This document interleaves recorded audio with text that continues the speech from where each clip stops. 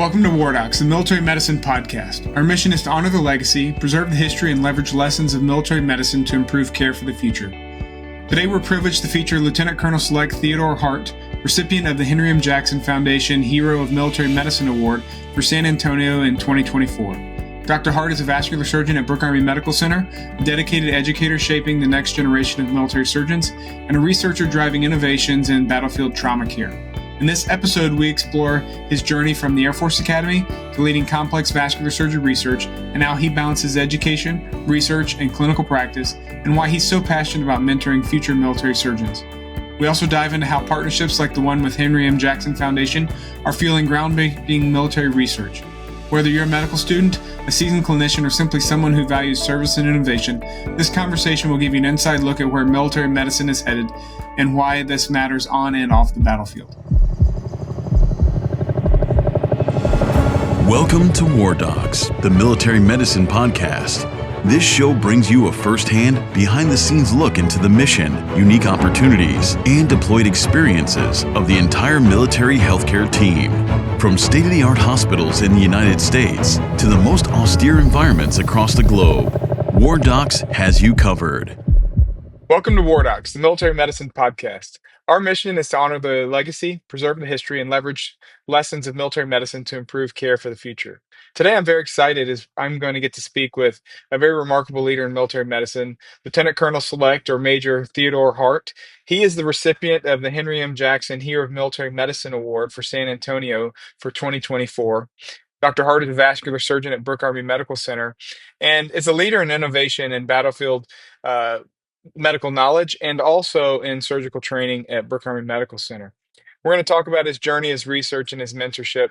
Dr. Hart, I'm extraordinarily happy to have you here. Thanks for joining us. Thanks, Wayne. So let's start at the beginning. You attended the Air Force Academy. Just give us a little insight into your background and what motivated you to join the Air Force. Yeah, my path to the Air Force Academy was, a little bit unique. I didn't have any family that was in the military. And so I attended a relatively new high school. We were, I think, the fifth graduating class there. And so it was a combination of a couple things where, some people in the initial classes had gotten appointments to go to West Point, and then one a couple years ahead of me going to the Air Force Academy. And I think that in combination of kind of a very memorable teacher, I had a Green Beret who taught world civilization to us, and would basically talk about the service academies, what they were, and helped to write a recommendation for me, and gave me some reading to do in high school. And, those things came together, with the facts of the place too, where, you have a school where you don't pay tuition, you have a job after, you get to do something patriotic. It's in a competitive atmosphere, and, Colorado Springs relative to West Point is a very beautiful, wonderful place to live and to go to school. So not everybody that goes to the Air Force Academy decides to go into medicine, of course. And so what sort of motivated you to pursue a career in medicine? At the academy, I didn't really realize that graduate school was a thing. That was another thing from my family where nobody had been to graduate school and nobody was a physician. And so I think the first thing that happened is within the first year of being there, it had some academic success. And, it was clear that, about 10 or 15% of each class goes on and does graduate studies right away out of school. And so I set that to be my goal for something that I wanted to accomplished while I was there. And then in terms of medicine, there were just, essentially some other things that came together where my extracurricular activity there was I taught flying. I taught people how to, fly glider planes over the mountains out there. And so, in doing that, it was modeled after what pilot training looked like. And, about half of each class goes into pilot training. And I would say, greater than half of the people that are teaching flying do that. I don't know. I just personally had a lot of questions about what the longevity of that career pathway is. It seemed like something that would be great to do in the initial years after, but, as far as spanning over decades and needing to be in a certain, state of health and, flying looks a lot different in the military than out of the military. And I just felt like I wasn't called to do that. Whereas I did have some experiences, as a cadet that helped to form an interest in medicine and in particular surgery. And one of them was getting to do summer research at the University of Cincinnati in a surgical lab there. And, that was where I saw people that were out, in the Air Force's C-STARS program that were doing surgery, but also doing research and, at a civilian institution. And it kind of opened my eye to how, unique our system is and how there's unique opportunities in it. And so those, things came together in addition to actually getting to shadow and see patients and meet physicians and, saw that all add up and was lucky to get admitted to medical school after. So now, speaking of your medical school, you attended the University of Chicago, not only for medical school, but also for your residency training. And then you did a fellowship at Stanford. I think there's a couple of things that maybe are worth discussing because you're not new to that process of having finished the training, but you are probably more recent than many of the other guests that we've had as far as, you've finished that within, say, the last 10 years. Tell us about the path of pursuing military education and a residency, medical school, and fellowship outside the military, and how did that work? I mean, medical school's a experience that everybody who goes through it doesn't, really know about it until they do it. And so there is this aspect, just broadly, regardless of what system you're in, where you have to learn what being a physician is about. And, kind of learn what your career path is going to be. For me, I joke with you sometimes about taking a life sentence with, quite a bit of commitments that have, stacked on top of each other. But I think when you're departing into that training pathway, I think you have to understand the time that you are then going to owe for each step of your training and what obligation that comes with and what the processes are to be able to go through those applications and then to actually go through them. And so for me, just briefly, for transitioning from medical school to residency, I needed to go through the military's match process, number one, to get a training slot to apply into a civilian residency. And so that's one process through the Joint Selection Board. But then I also had to do the National Residency Match Program and interview at a lot of civilian institutions to determine which residency I was going to match at. Those are separate kind of processes that need separate, kind of mentors and guidance for how to navigate those.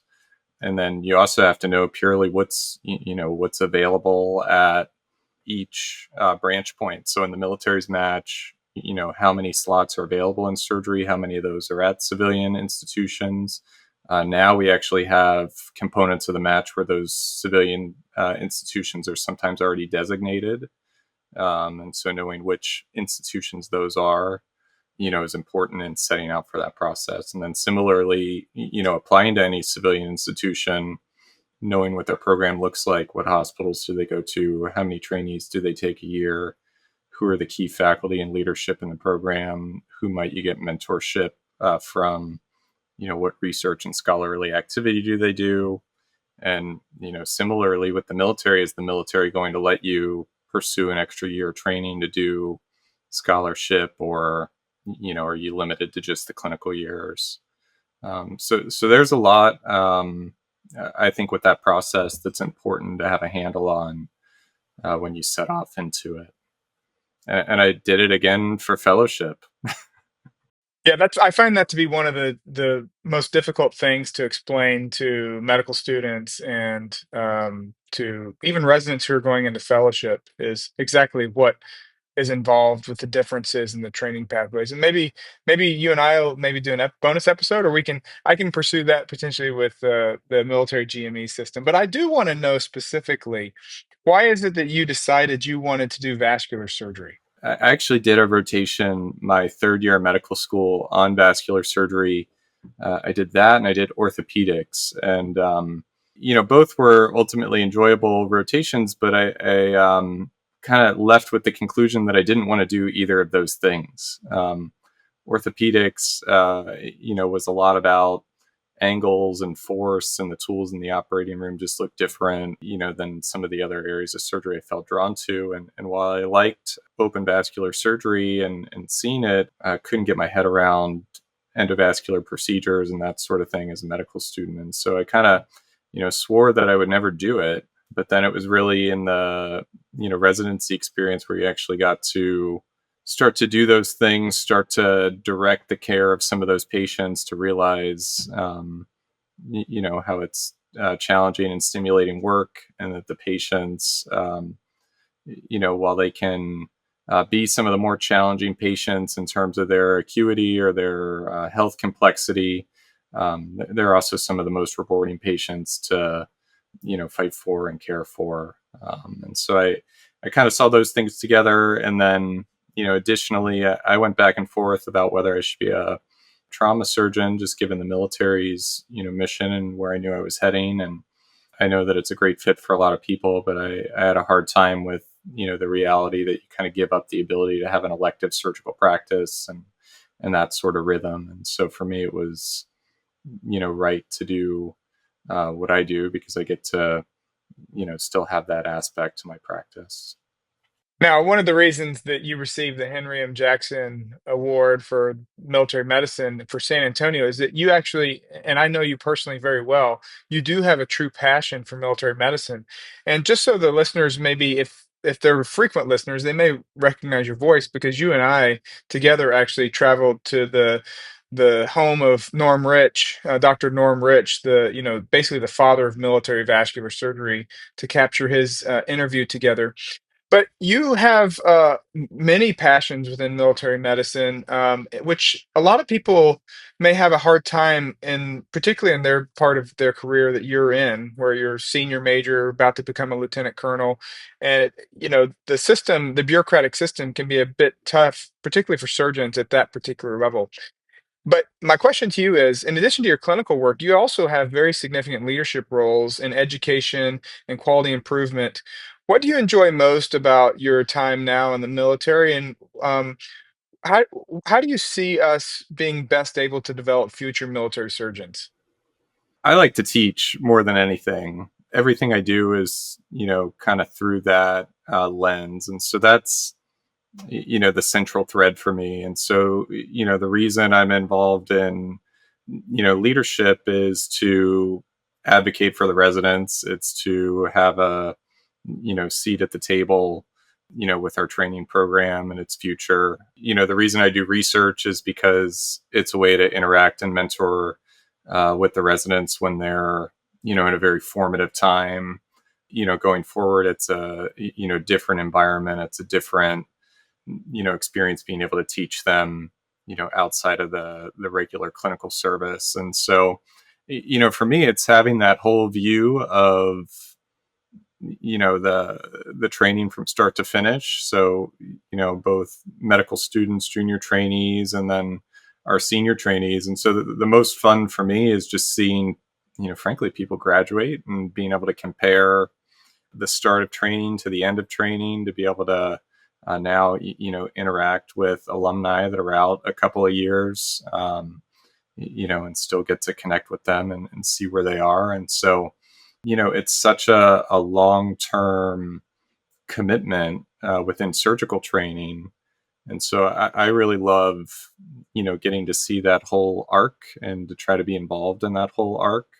And that's where, I think a lot of my passion comes from. And, part of it is maybe a little bit of recency bias where, I still remember it all. But I think regardless of where you are in your career, even as you get more senior in your career, you're going to be able to think back to the formative experiences that, you had, and hopefully connect with people, that are there in front of you as a learner.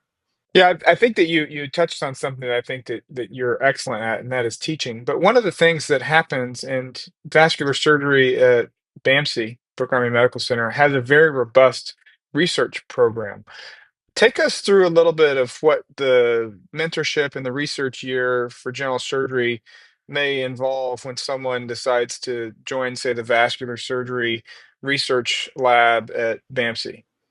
I'm lucky to participate in it. As you know, it has a heritage here, and part of this for me has been recognizing that I've been lucky to be here. This is going to be the start of my 5th year, and so when you do have a little bit of time at a given place, you want to be invested, and research obviously takes time. It happens over multiple years, and so for our program we have 1 year of dedicated scholarly research time for the residents. And so what we've tried to build is basically a footprint where in that year people are able to participate in the lifespans of different projects. And so what I mean is, we have ongoing projects that are in non-compressible torso hemorrhage and portable dialysis, and kind of testing different translational technologies. But the expectation is each year that we're also going to put forward the next year or two's projects. We're going to have the residents compete for funding, go through the process of getting the regulatory approvals and some of the back work that goes into those projects. And then similarly, as these years overlap, everybody's involved in the presentation of the work and hopefully the publication of the work for these different projects. And so we've been lucky to have a couple of trainees each year for the past couple of years. I'm going to work on recruiting the next round of residents here as the new academic year starts. Everybody got an email last week, but the idea is to have involvement through the whole year and be able to do essentially experiments that are hands-on and advance this work in multiple areas as a team. Yeah, I would say that it really is, as you've mentioned, it's sort of a pay it forward, right? So the residents that are finishing a year sort of have to have in their mind that they're going to help make sure that the incoming residents have, a starting point. Otherwise, they have to start from scratch and lose some time. And so I think that's really important. One of the ways that research is conducted within the military, and we've done projects and episodes with Henry M. Jackson, where we've interviewed, Dr. Joe Caravallo, for instance, who talks about the role that Henry and Jackson plays. Tell us about how, since you received their award for the Hero of Military Medicine, how did their partnership enable and accelerate the research at Brooke Army Medical Center? And how would you advise others who maybe say, I hear your episode and I want to sort of get started with some research, but I just don't know where to start? I think a little bit about me that's relevant is I went straight through my clinical years of surgical training. And so despite being at world-class research, campus like the University of Chicago, I did not have the time to do any sort of dedicated, work. I was busy operating in the hospital, leading the teams there, developing as a surgeon. And, similarly at Stanford, we were kind of stifled by the pandemic, overlapping part of the training, and, fellowship's a very busy time. You're operating, you're leading teams. And, so I got a little bit of exposure to, maybe writing, some papers and analyzing some data, but, I had no idea basically the time and support needed to take an idea, start a project, compete for funding for that project, compete for the resources that you need, and then to have the support that's ongoing to be able to see a multi-year project through. And I think you get a little bit of insight into that if you have dedicated scholarly time. And I've taken some time to get educated in that now as a faculty member. But the Henry Jackson Foundation has basically given me time and support and expertise that otherwise it's hard to get in any system. And so I think they're here in our system to help provide some resources and support in kind of all aspects of the work. They've helped both with competing for funding for work, but now that we actually have funding and work secured, they help basically keep us on task with the different aspects of executing a project, whether it's ordering supplies or whether it's helping make sure that we complete the regulatory aspects that we need to do to do the work properly. there's somebody there, at least from that team, every step of the way. And then there's enough expertise in that organization that if it's not the person you're already in contact with, they can get you, to somebody who might be able to help or answer that question. I think they're also networked with other people who do the work that you do. And so I think when there's a collaboration opportunity or an overlap, they're a resource to be able to help with that as well. Now, one of the things that you've done, and this is sort of off the cuff, so I'm going to put an acronym that you're going to have to describe to us. But one of the things that you've done is you've actually been trained through the military system. So the military has trained you also in research during your career. And I'm speaking specifically of the Scion course that you did through the San Antonio healthcare system. And so tell us a little bit about how the military itself has helped you in your research pathway. That's actually how I got started and embarked on, this to some extent, is that, one, it was somebody within the military who gave me a nudge and said, hey, you might want to schedule a meeting with this group and learn about what they have to offer. And so that was, step number one. That was our consultant, Brandon Proper, who did that. And then, step two was meeting with them and interviewing with them. But I basically spent 2 years. I carved out a, once a month, a Monday afternoon that I protected clinically to be able to go over and, basically get a short course in, research from them. And so it was, a rotating set of lectures that both included, exposure to current and past projects from people, but also a lot of the different steps in research that I might not have otherwise known about, with be it IRB or IACUC or competing for grant funding, project management once you have an existing project, just kind of all sorts of different perspectives. And they did it from leaders and people that were successful. And so again, that helped to grow a network and also provide a baseline of some support. And I was doing it with people that were also interested within the institution in pursuing these things. And so I think that's kind of helped me get into a community, and hopefully will, help our work, and potentially I can be helpful to other people at some point as a result. Now, one of the things you mentioned with Henry M. Jackson that I think is applicable to any of the other organizations that also assist in this manner is that a lot of times successful applications involve the synergy and the symbiosis between not only the military, but also outside institutions, like in your case, University of Washington, a private, and then another private group where there's actually a technology that, if it's further developed and further refined and tested, will then be applicable for military use in combat situations or to military beneficiaries. Tell us how they've sort of helped you navigate that and keep that organized in a way that makes effective military research. You reference, a project that we have going where, we're about to replicate a large animal model of uremia to test, more portable dialysis technology. And so this is a complicated project where in our lab, we're going to aim to do some of this testing and some of these experiments, because of the resources that we have available here to do that work. But we're not developing the technology, and, we haven't done the back work to this technology necessarily, right? And so there's sharing of that intellectual property and, physical technology with us. And there's, again, there's things that you need to do for safety, and there's implications to the government's involvement in that work.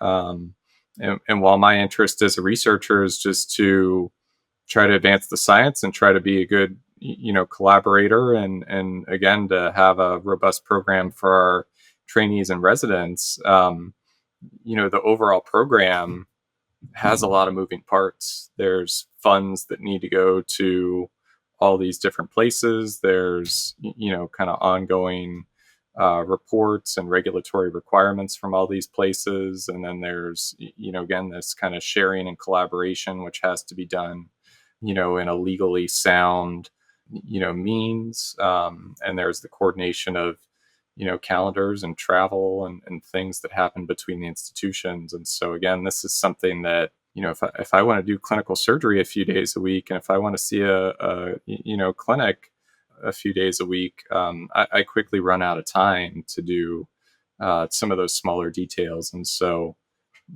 these partnerships basically help to advance, that work and give us support to be able to do the work.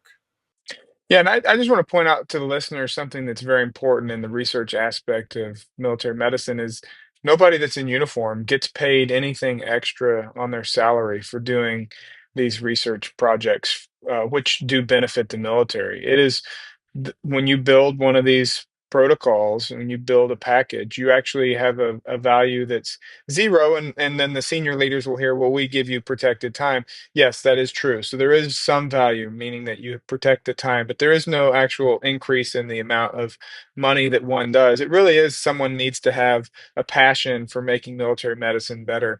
And one of the other passions that you have is teaching. And you have actually received multiple teaching awards from the general surgery program at BAMC. And one of those was Teacher of the Year, where the residents select, the teacher of the year. So the surgeon staff that teaches that they think taught them the best or mentored them to the best.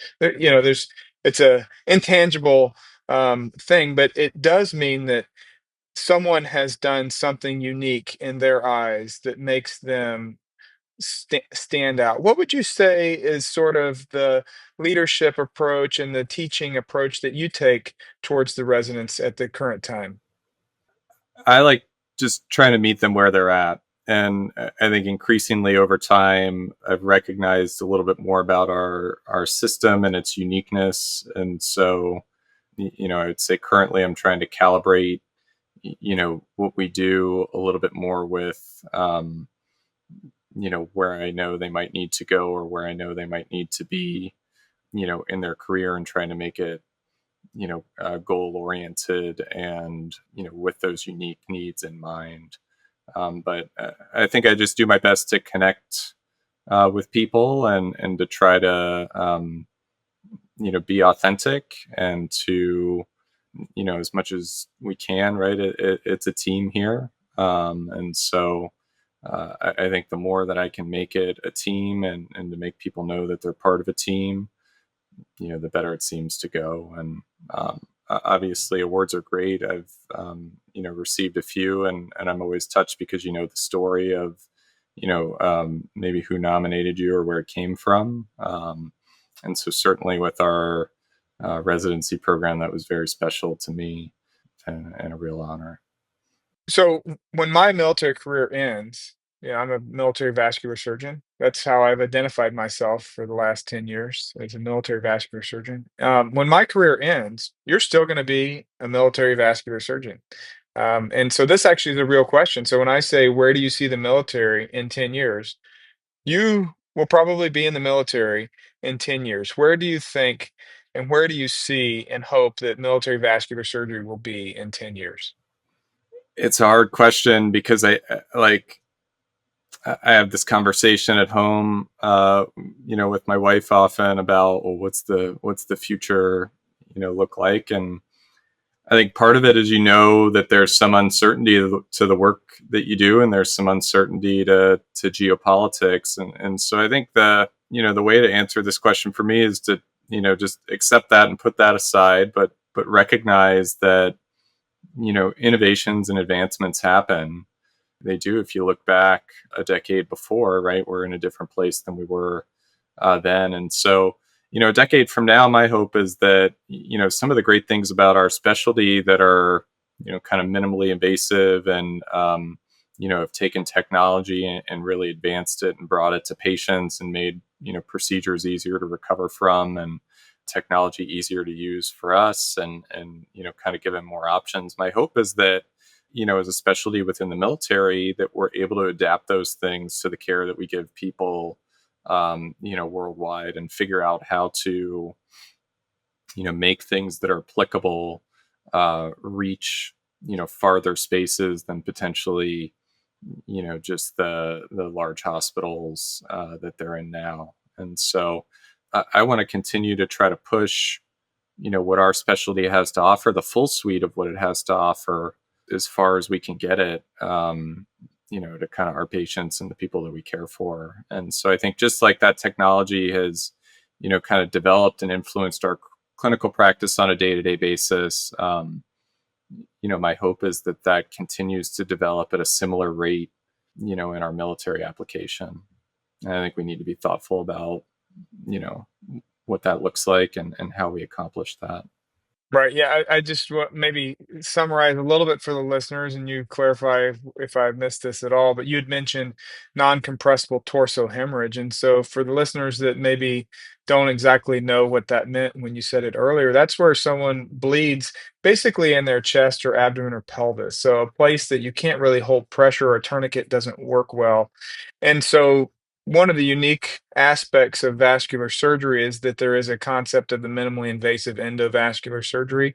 And that's what your research lab is actually working very vigorously on is how do we deliver that in remote, austere, forward locations so that it can, because it does provide hemorrhage control, but it also simultaneously will provide the reconstruction of an injured blood vessel, particularly in those areas of non-compressible torso hemorrhage. And by reconstructing, what I mean is that you will fix it to where there's still blood flow to all the organs that it needs. So, for instance, if you have a disrupted artery in the chest that goes to the arm or to the abdomen and the arm would still get blood flow. And so, uh, yeah, I agree with you. I think that that was, I mean, I hope that that's where you're able to take military medicine in the future. Where do you see training going in the future with vascular surgery in particular?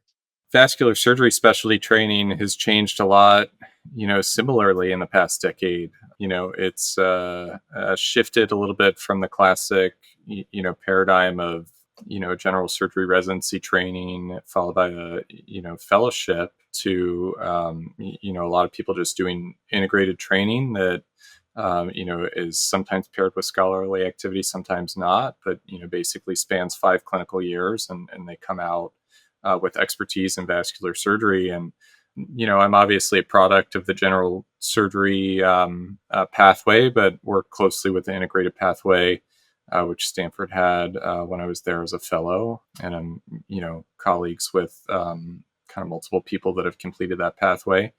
I think our system within the military needs to adapt to, again, how, people come out of training nationally. And I think we need to be thoughtful about what the role and, use of trained vascular surgeons is kind of based on what their clinical background is. And it's been a little bit of a shifting paradigm as the training is shifted. And so I don't think that shift in the training is going away. I think we're just going to have to continue to adapt to that.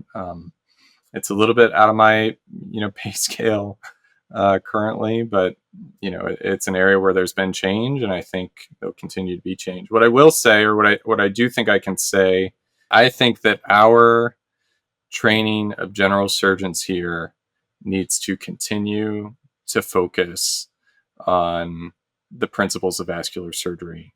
And I want to continue to do that here and make that a focus of our program here, even as that potentially fades nationally at some different, training programs as a result of the changes in the training in vascular surgery overall. And so for me, it's extremely important that we retain, those skills in the people that we're training, and that we look for those skills in our workforce within the military.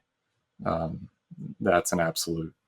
Yeah, I think that you've brought up just an enormously important point, particularly for general surgery, and that specialization among the fields. I mean, we hear that specialization impacts the ability to do combat type surgical procedures.